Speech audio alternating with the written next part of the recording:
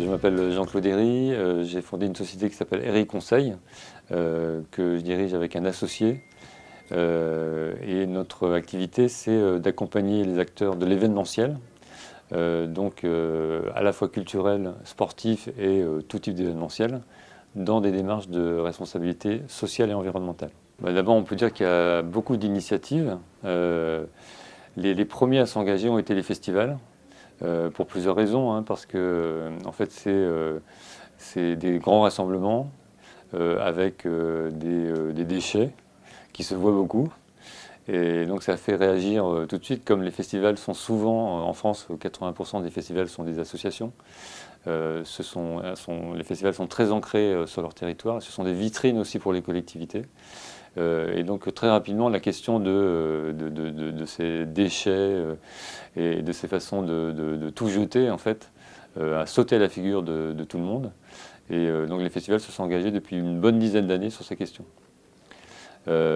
Maintenant, pour les autres acteurs culturels, c'est moins évident.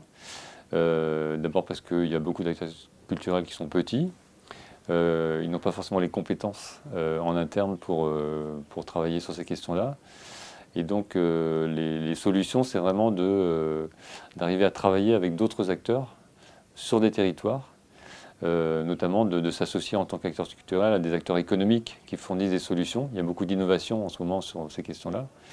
Et puis avec des acteurs environnementaux, c'est-à-dire soit des institutions environnementales, soit des associations environnementales, où là, il y a des compétences. En plus, c'est vrai que beaucoup de solutions se trouvent en local. Hein, quand on parle énergie, c'est souvent du local si on veut développer des énergies renouvelables. Si on parle transport, c'est local, c'est des sociétés de transport locales. Si on veut parler d'alimentation, les solutions sont aussi les circuits courts, et donc ça aussi c'est du local. Je pense que la dimension territoriale, elle est clé sur ces questions-là. On le voit bien même sur les très gros événements. Par exemple sur le projet Paris 2024, donc des Jeux Olympiques, le plus grand événement du monde, la dimension territoriale est essentielle.